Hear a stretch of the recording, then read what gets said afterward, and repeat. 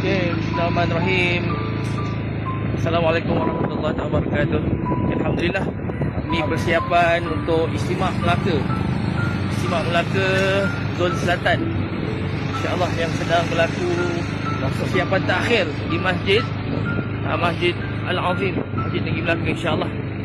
Jadi akan bermula esok 14, Sabtu 15 dan juga 16 hari Ahad, insyaAllah. Jadi jom sama-sama kita hadir beriktikaf 3 hari di Masjid Negeri ini untuk kita merasai suasana bermabit di Mina semasa musim haji. Jadi insyaAllah, Alhamdulillah, dijemput semua umat Islam, umat Nabi SAW lelaki untuk hadir di sini, insyaAllah. Jadi insyaAllah kita tengoklah kesiapan dia, kesiapan terakhir. Ini dia, insyaAllah dijangkakan 30,000 ke 50,000 jemaah yang akan hadir, insyaAllah, beriktikaf di Masjid Negeri Masjid Al-Azim, insyaAllah. Jadi kita jumpa di sini, insyaAllah, bersama dengan saya Ustaz Taufik ataupun Yuti, dan juga semua ahbab-ahbab dan juga seluruh masyarakat Islam lelaki yang akan hadir pada hari esok bermula, insyaAllah. La ilaha illallah.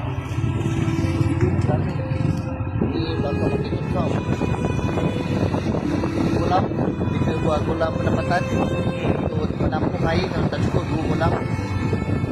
Jadi insyaAllah tuan-tuan boleh tengok lah suasana terakhir ni. Siapan terakhir kami, alhamdulillah, pengorbanan ahbab-ahbab yang meluangkan masa lebih daripada sebulan sebelum, semata-mata untuk persiapan istimak ni, insyaAllah.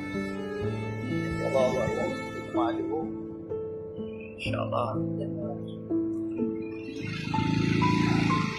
InsyaAllah.